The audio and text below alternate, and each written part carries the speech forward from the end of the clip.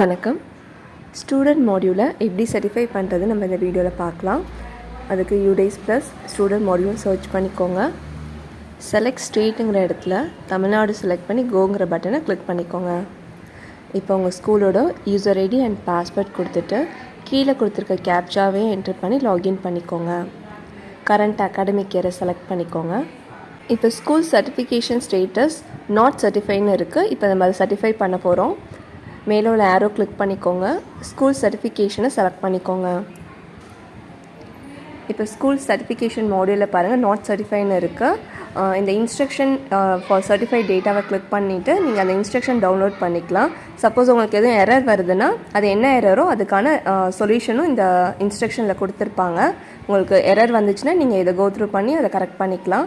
இப்போ total student completed and in process and not started details எல்லாம் கொடுத்துருப்பாங்க.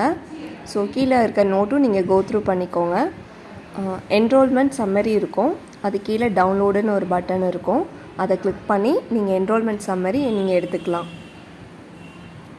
So இப்போ ஹியர் பை டிக்ளருங்க அந்த டிக்ளரேஷன் பக்கத்தில் இருக்கிற டிக் பண்ணிவிட்டு நீங்கள் வந்து சப்மிட் கொடுத்துக்கோங்க. So are you sure you want to certify the data, அதுக்கு சர்டிஃபை கொடுத்துக்கோங்க. இப்போ தேங்க்யூ ஃபார் சப்மிட்டிங் ஸ்டூடெண்ட் டேட்டான்னு நமக்கு வந்துடும். சர்டிஃபிகேஷன் சர்டிஃபை ஆகிடும். ஸோ நீங்கள் சர்டிஃபை பண்ணதுக்கப்புறம் கூட நீங்கள் அந்த டேட்டாவை நீங்கள் என்ரோல்மெண்ட் டீட்டெயில்ஸை நீங்கள் டவுன்லோட் பண்ணிக்கலாம்.